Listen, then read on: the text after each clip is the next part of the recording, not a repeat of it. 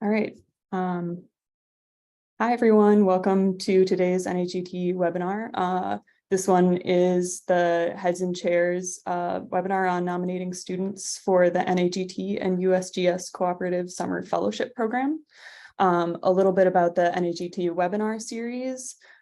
This is your one-stop shop for strengthening work in Earth education. Webinars in this series feature novel and innovative work in Earth education research and pedagogy, new teaching materials, and the classroom and professional experiences of people like you. The NAGT webinar series is free and open to the public, and we encourage you to invite your colleagues to attend and join the discussion.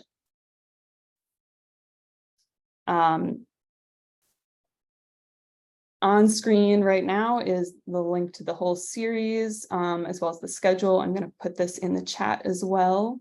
You'll be able to find the slides and the recording from today and other webinars at these links. Just some reminders for today's webinar is that we ask you to keep your video off during the webinar recording.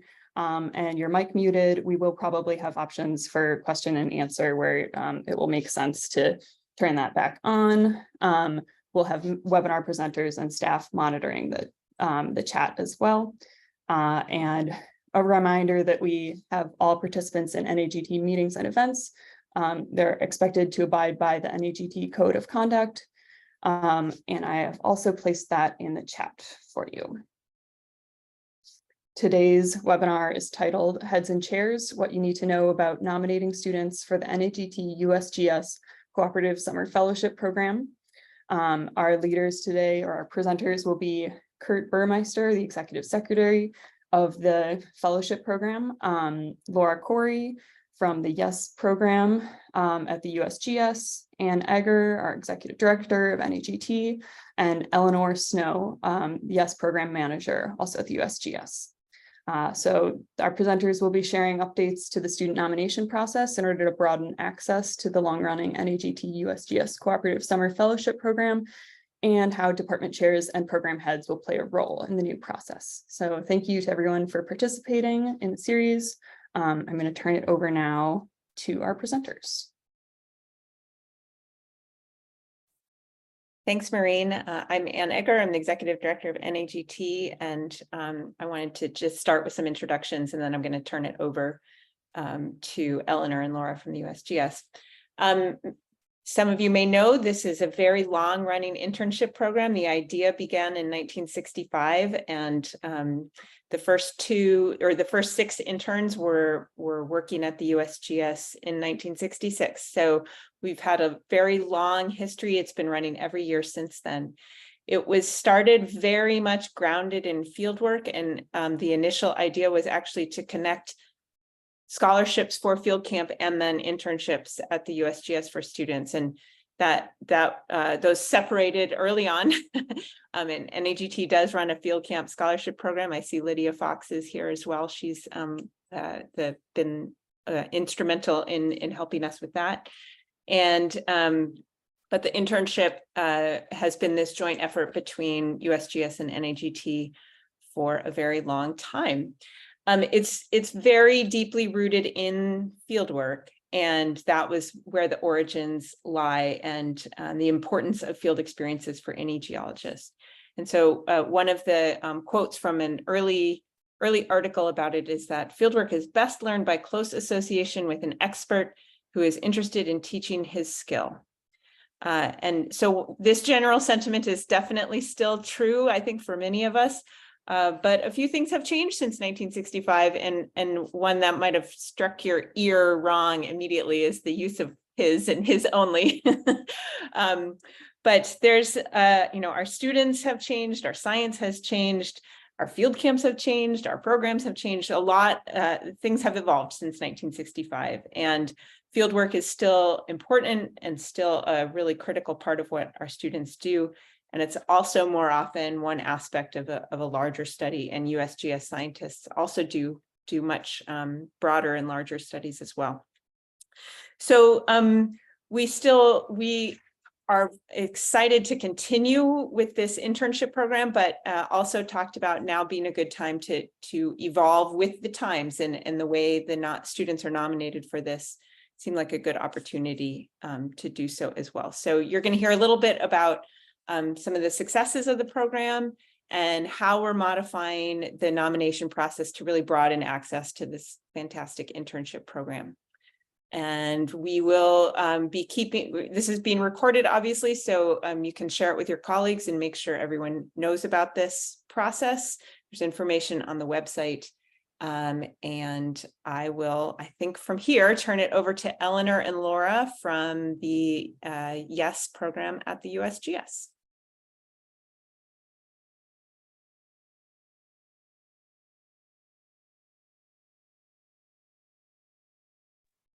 You're on mute, Eleanor.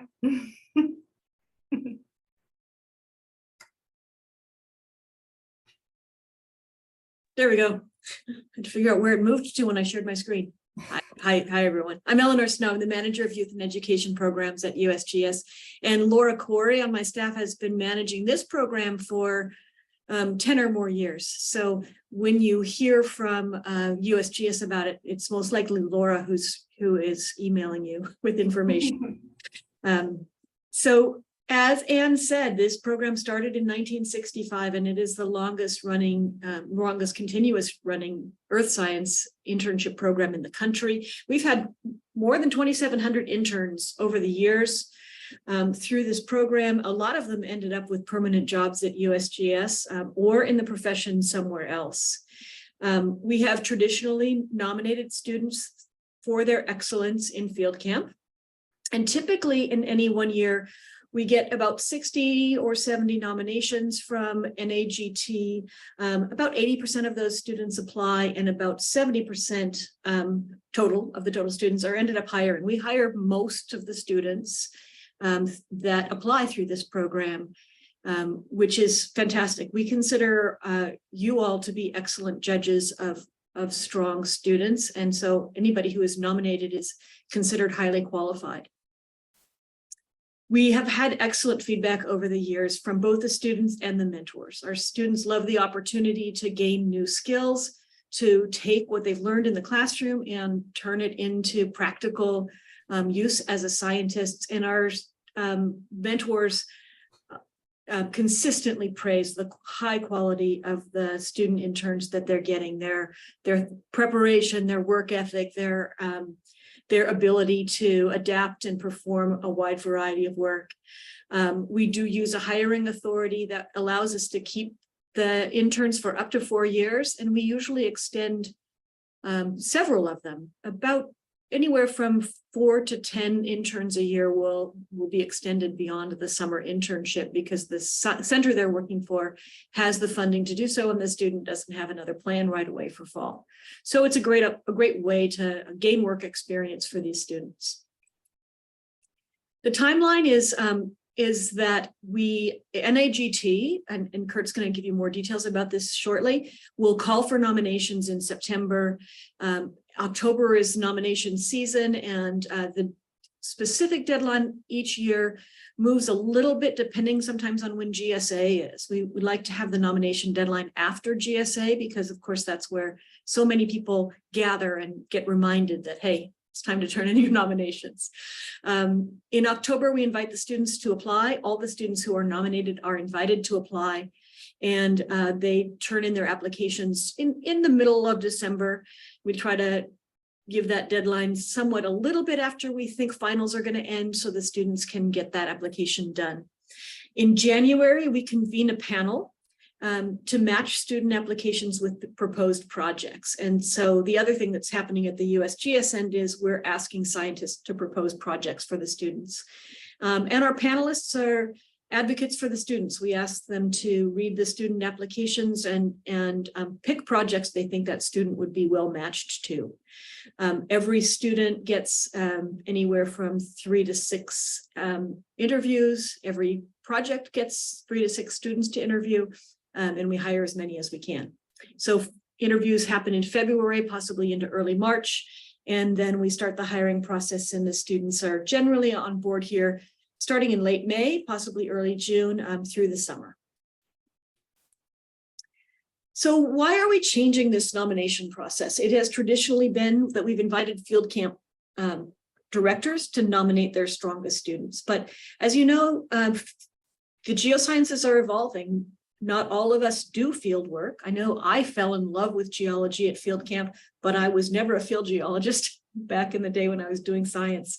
And we know that not every student can get to field camp. It's not a particularly inclusive process because it's expensive and it's time away from home and it's physical. And we have wonderful students who just can't do that for one reason or another, but they're fantastic and they're very well prepared. So we wanted to broaden the nomination criteria to include other kinds of capstone experiences. So if the student has done a capstone experience that really prepares them to think, to apply their geologic skills, we want those students to be eligible for nomination as well. We also have very exciting, and you'll hear a little more about this later, a new scholarship in 2024.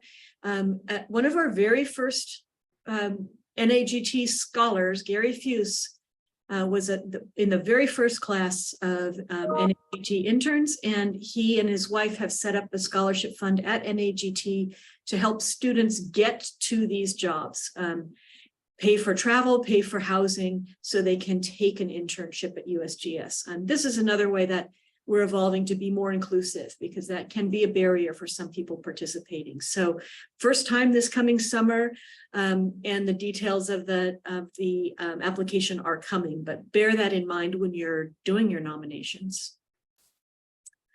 And that's the basic outline of the program and why we're doing what we're doing. I'm going to pass it on to Kurt, who'll give you a little more detail about the nomination process and what his role is in the whole thing. And we'll answer questions at the end.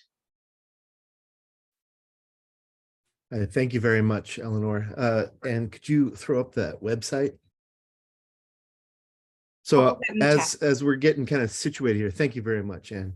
As we're getting situated here, I just wanted to kind of come at this from the perspective that I and a lot of other folks have been viewing this program over the years. And that is, of course, like Eleanor and Anne were saying, from the field camp side of things. And in my kind of informal conversations with other field camp directors in the lead up to these changes, one of the concerns that field camp directors have voiced is essentially that this new kind of breadth to the program might impact the ability of some of our field camp students to actually get into the internship program. And I just want to dispel that from the beginning. It is absolutely true that in the past few years, the USGS internship program has been running not at full capacity. There is more demand for interns than we have been providing. And it's something that maybe not a lot of us appreciate, but the USGS is also pulling other nominees from other circles in the physical sciences. So this is not going to dilute what we've been doing such a good job of for years and years and years. This is just going to make this program even stronger and more of a wonderful pathway for our students.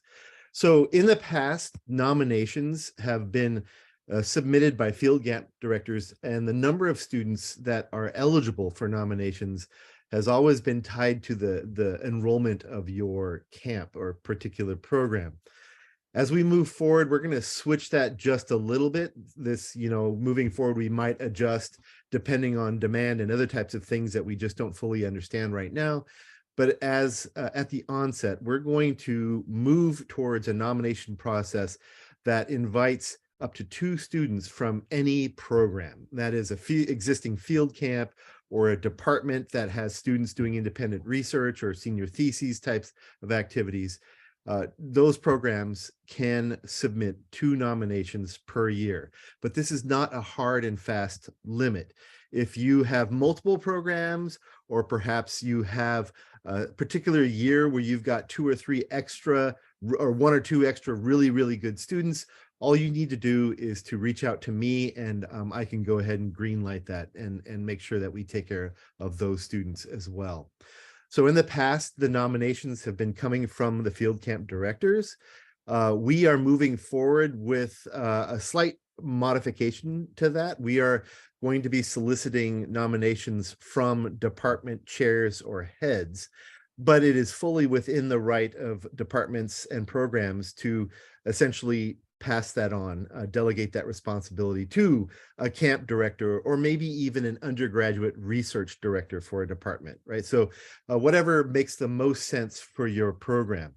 As far as eligibility is concerned, very little has changed except for this increased breadth, right? We are still looking for current seniors or students with senior standing, or students who recently graduated with a geoscience degree, ideally within the last 6 months. They will have ideally have already completed their capstone experience, be that field camp, a senior research project, maybe a senior thesis, or some other capstone experience that fulfills the learning outcomes that we've identified as being significant. In the past, the students that have been most successful in this program are ones that are curious and flexible and have a good foundational training in the geosciences or whatever discipline they are involved with, and also the ability to work to some degree independently is something that students have responded that was really helpful to them during their own internship process. Similarly, the nomination materials that we're asking for are not going to change significantly either. We'll still want the student's name and permanent contact information, so a home address or some way that we can get in touch with them very easily, especially since if they are transitioning away from the university with graduation and things like that. We also would like to have a brief description of the capstone experience that they were involved with. In the past, this was a basic statement about kind of the camp and what the activities actually were, and then why that student is being selected for this nomination. And this is kind of important, this step right here, and that is we need to make sure that the students are not only interested in this internship, but also have the ability to actually take it if they are selected. In many cases, the student that we may think fits this mold perfectly might already have a job lined up, or might already be lined up to go to graduate school and therefore unable to complete this internship opportunity. So we want to make sure that all the nominators have conversations with the people that they intend to nominate to make sure that they are interested in it, that they can do it, and that they are actually a US citizen, because this program is only currently open to people with US citizenship.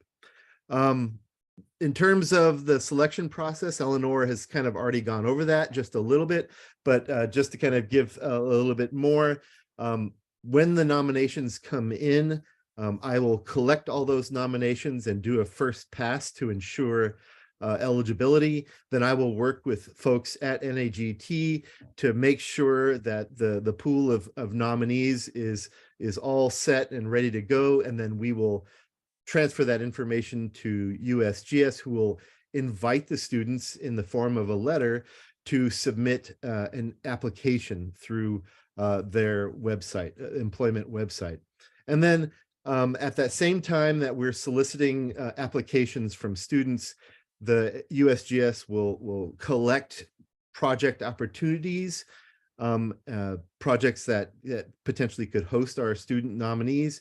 And then at the same time that all these things come back together, they will connect the people running these projects with the students that have been nominated, and ideally ultimately lead to the hiring of internships for internal positions for up to 5 months after they get through that process. The timeline is also not going to change significantly. Like Eleanor says, in the past, we've kind of moved the nomination deadline around to kind of make sure that we're always falling after GSA. But in the last couple of years, we've kind of just been pegging it right at the end of October because that seems to be working pretty well. And kind of a hard and fast deadline is also easier for people like me to remember. So yeah, end of October, we submit, we collect the nominations. November is when USGS is sending out the letters of communication and invitation to the students. December is the deadline for the student applications to make sure that all those applicant pools are completed and ready to go to the USGS scientists for selection. And then in the early months of the following year is when the selections are and the hires are actually made. I think that's pretty much it. I will stick around for questions afterwards. But as always, if there's anything I can do to help your program or to answer questions regarding this program or to support your student nominees, please don't hesitate to reach out to me at any time.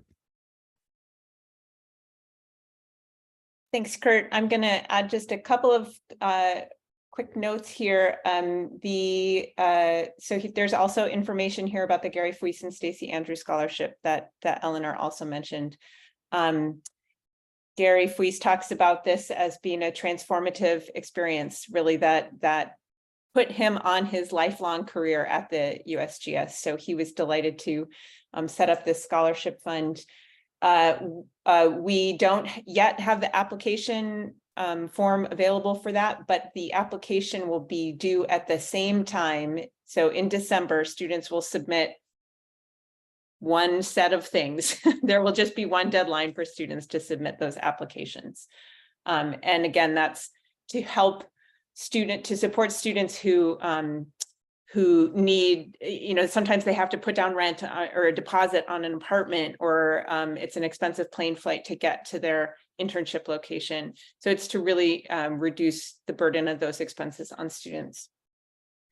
The other thing I just want to mention, I don't think, Eleanor and Kurt both talked about how it is evolving and the nomination process. But one of the additional things we were recognizing here is that, field camps themselves are evolving, and where there was schools often, used to have one director. Now often people are going with a more modular format, or there are more schools that have capstone experiences, and we want to recognize all of those as important capstone experiences. So you can think about it that way. We're not excluding the field. The field camp is still super important, but it's no longer the only way that students get that synthetic capstone experience. So I'm going to just open it up to questions. So, okay, Lydia's question about the field-based capstone experience. One, I'll mention where those came from, and Kurt was very involved in this too. That learning outcome page was generated in the era of COVID, when we realized that many field camps were going to be canceled and had to switch to virtual. And the idea was to really put together a set of outcomes that could be accomplished through any kind of capstone experience. And it does mention field in there, but that field should be interpreted quite broadly and think of as a capstone synthetic experience. Other questions?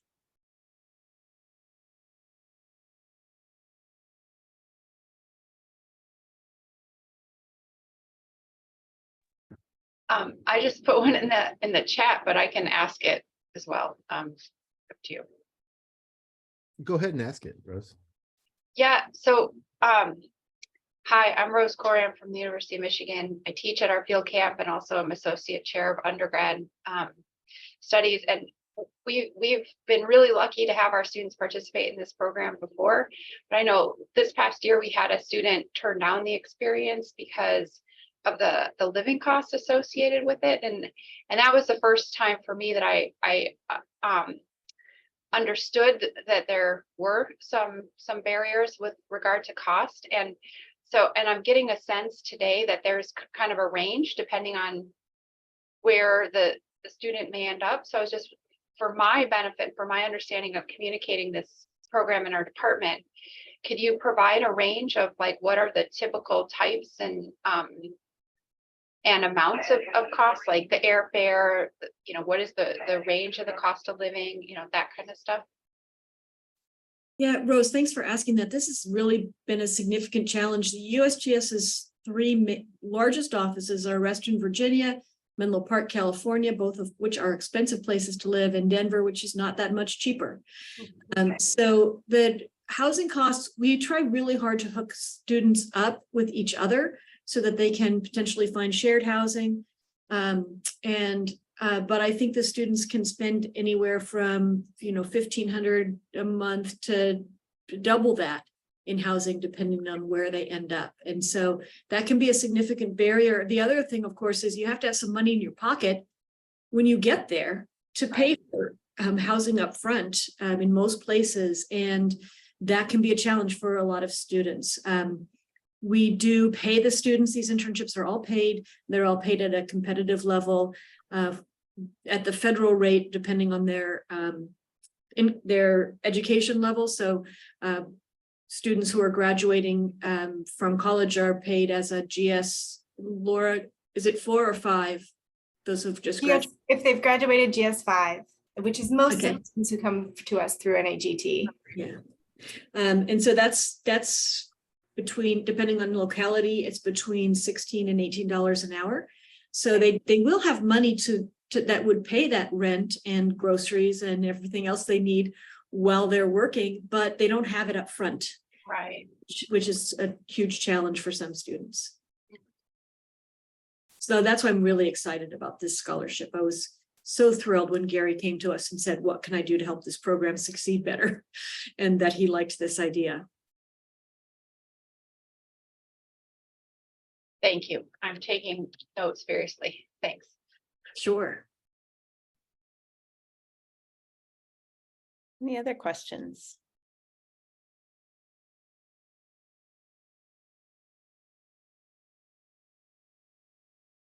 So I'll just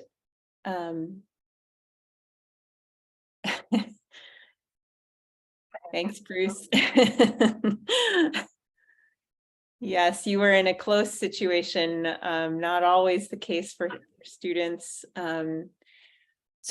Like I said, we recorded this. We're going to make it available for other people to learn about the nomination process too. All the information is available on the web, and more will be coming soon as we get the modified nomination form and scholarship application form available.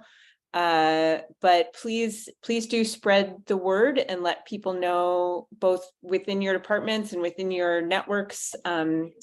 We'll certainly be spreading the word within our networks as well, but want to make sure that everyone knows what's coming this year and that it's just a little bit different moving forward from here. So thanks very much for coming. Any last words from you, Eleanor or Laura or Kurt? I just wanted to say thank you again for coming and listening. And just again, if you have any questions or need any assistance at any time, just reach out to me, k.burmeister@csus.edu, and I'll do whatever I can to help you out. Thanks, Kurt. And the same from the USGS. We're really excited to be in partnership with NAGT and with colleges and universities with this great program. So we appreciate your ongoing support and your support of these new updates, which I think are really going to be useful and helpful for students and give more opportunity to more students. Yeah, and I'll put our contact email in the chat as well for if you have any questions for the USGS side of things. Thanks, everyone. See you on another Zoom.